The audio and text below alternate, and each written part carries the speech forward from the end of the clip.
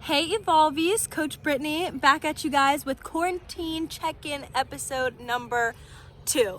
I don't know about you guys, but I've been looking for some stuff to do while I'm in quarantine. Right now I'm laying in my hammock in my backyard watching videos. So hopefully you guys enjoyed this video today. We have an interview with my best friend from college, Megan Enos, who is currently working in a hospital, and so I thought it'd be cool to have you guys learn a little bit about what's going on the front lines, and then also talk a little bit about soccer and some stuff for resume building for academics. So I hope you guys enjoy this interview. Check it out. Hello, welcome to our show. Hello. Tonight we have Megan Enos with us. Guys, this is, so you know, my best friend. Okay, so this is really great. It's going to be a really great interview. Let me tell you a little bit about Miss Enos here. She played at VCU with me, which is how we got close, but we actually knew each other growing up. We played state team together, which was really fun. We were in the same grade in college, and we really got close around freshman year. And then from there on, it was just couldn't get enough of me. And we live happily ever after. Enos is, I don't know if you guys ever have that person in your life that you know that just any topic, any day of the week, they know everything about. She is my most genius friend. And I mean, this girl is so smart, okay? So this is going to be a good interview. So, Enos, tell us. Oh, I call her Enos. Her name's Megan. I call her Enos. Sorry. I haven't had someone call me Enos in a long time. I know. When people call her Megan, I'm like, who? But, okay, so tell us about yourself in more detail, like where you're from, what teams you played for growing up, and then what you played at VCU and all that good stuff. Cool. So I pretty much played for Prince William Courage basically my whole life. Besides, I played for a local Fauquier Lightning team when I was 7. But basically from age 9 until college, I played for PWSI, which was great. And then, I did ODP for a few years. I did state and the region team, I think my sophomore year of high school. So yeah, that's pretty much my story, and looked around at a few different places, but went with VCU. So yeah. So just what's weird now is ODP is not a big thing. Oh, I know. It's so weird. That was if you wanted to play in college, you had to play ODP. And it's so weird now because now it's obviously ECNL, which is really cool and really fun. And I only played 1 year of ECNL, but ODP was every Friday, super intense.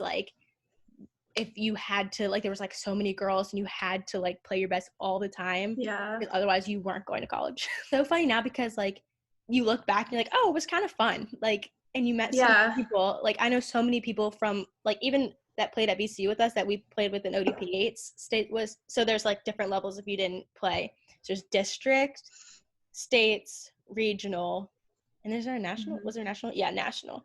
So I think national, it was just the national camp stuff. Yeah, so you went to national camps and stuff, which they had people come to the regional camp to do.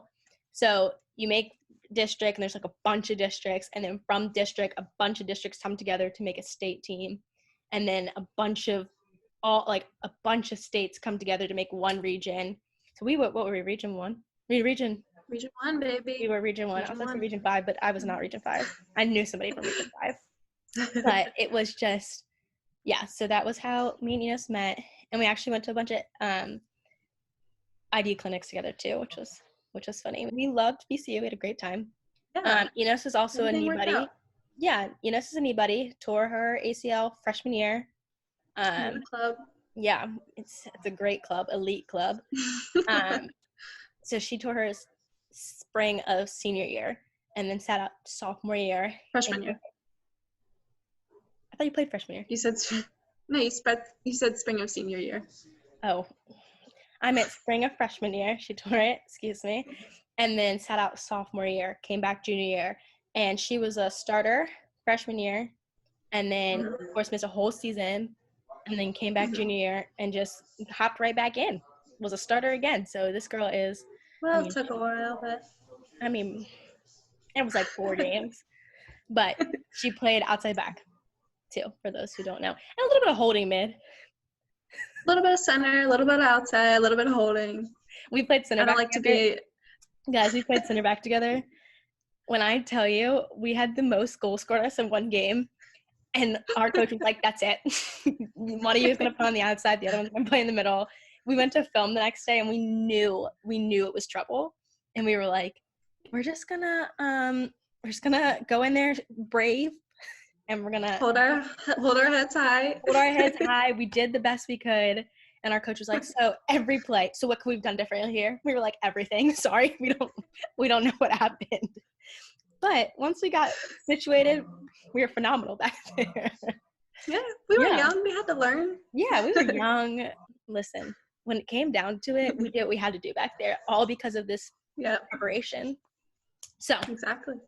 You had the opportunity to fifth year, and you chose not to take it. Why do you think that was beneficial for you? Because I know a lot of people take their fifth years. Yeah, so I mean, and it's totally up to the individual. Like me personally, it just didn't seem to make sense.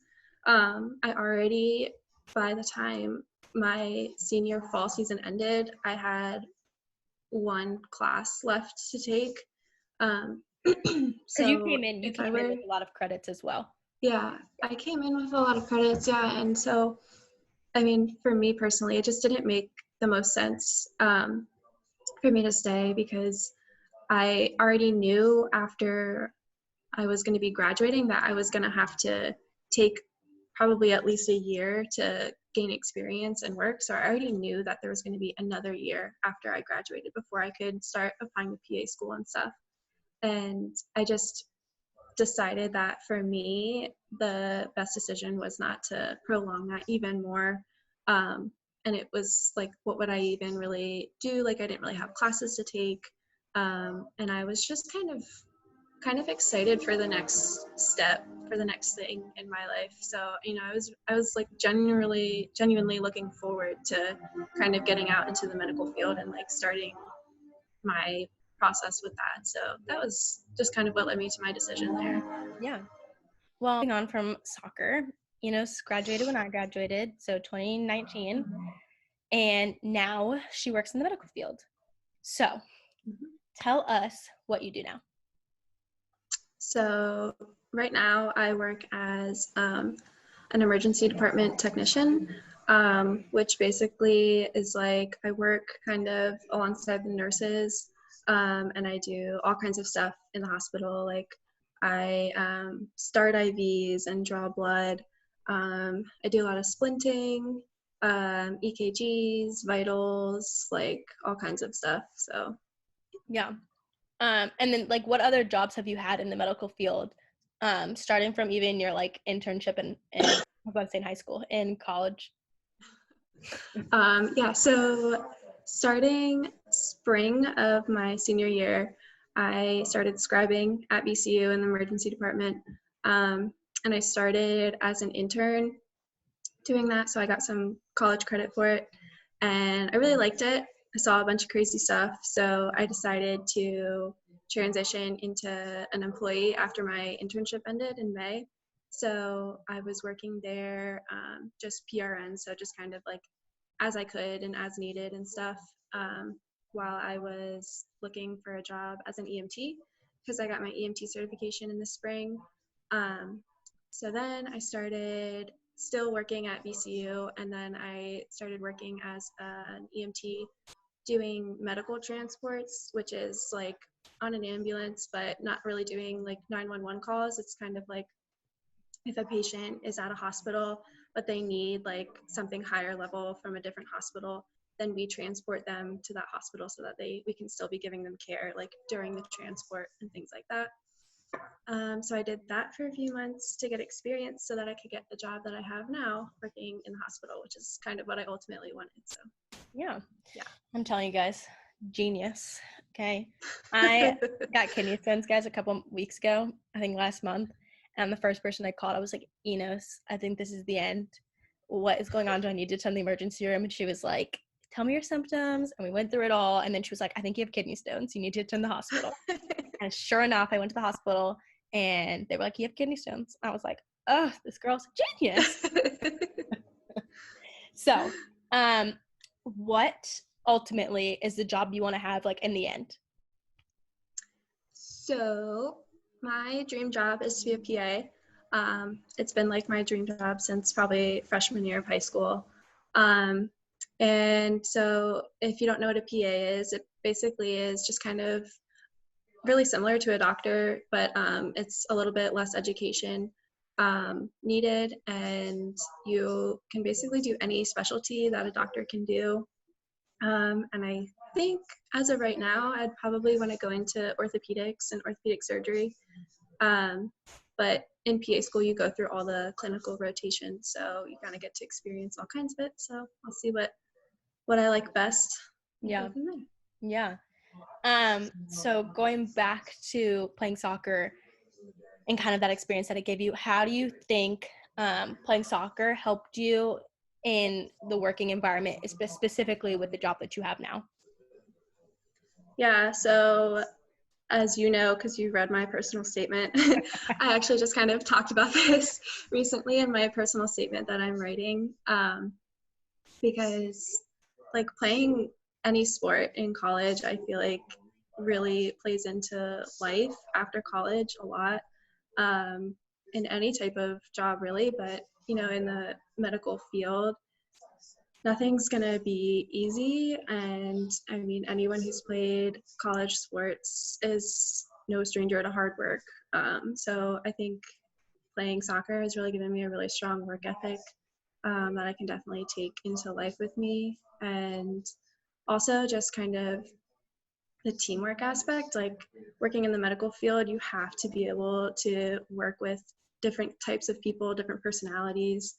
You have to be able to communicate clearly and stuff. So definitely those two things I think stand out to me as the most things that I'll be able to transition from soccer into life and my job in the medical field. So Yeah. So everybody always likes to know this question. What's the craziest thing you've seen working in the emergency room? I've seen bones sticking out of various limbs.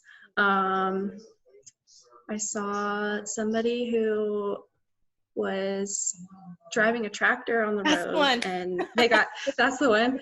And this sweet old man, he turned out to be, for the most part, okay. But he was driving his tractor on the road, and he got hit by a truck and thrown off his tractor into a ditch. He was pretty beat up, but he actually, all Yeah. things considered, was Yeah. And okay. he had So been there like a day or something before someone found him. yeah, I mean, I think it was kind of like a back road, so I don't know that anyone saw him for a while, so they don't really know how long he was there, but yeah. Yeah. So, with all that's going on with the coronavirus and this pandemic and stuff, and you've been in multiple hospitals since this has all started, what's it like being in the emergency room right now? So right now, it's kind of weird. Like a couple of weeks ago when this all kind of first started hitting us, it was really, really crazy because we were still having all of our normal patients, which were usually really busy. And then added on to that was also obviously everyone coming in with any type of like fever or cough or anything. So we were like really super busy then, but now that everyone is kind of starting to take it seriously and everything, we're seeing way less patients with like other types of symptoms, just like the regular like abdominal pain, like back pain type people, because people don't really want to come to the hospital right now because they're afraid of getting infected, which is definitely understandable. So we're seeing like a decrease in volume in those patients. We are seeing a lot of like potential COVID patients, but right now it's a little bit kind of unsettling. Everyone is like, feels like it's like the calm before the storm right now. So it's definitely kind of weird in the ER right now. But yeah. Yeah. With, all of this that's going around, what's something that like people need to know about COVID-19? I mean, I feel like we have seen obviously how bad it can get. So I mean, I feel like we just kind of need to keep that in mind when, maybe we are getting frustrated. But like, if we can avoid that, we definitely need to do everything we can, because right now we're maybe a little like a step ahead of it. But if we get behind it, that's when we really have problems. So. Yeah. So what's the best piece of advice that you can give people during this time? I probably would say just kind of like use common sense. Like, I'm not telling people to freak out or anything like that, but like, take the precautions, take them seriously. Wash your hands if you do go somewhere and everything. And especially if you've got someone like an older family member or somebody who's like sick otherwise, just take those extra precautions and really try to protect them too. Yeah. So, we've talked about you playing soccer, we've talked about you going to, college, and you're now applying to go to PA school. What's your piece of advice for the importance of building your resume other than soccer? I think a lot of us focus on only playing on the best teams and worried about that because we have to get into for soccer, but it's academic as well. What's your advice for that?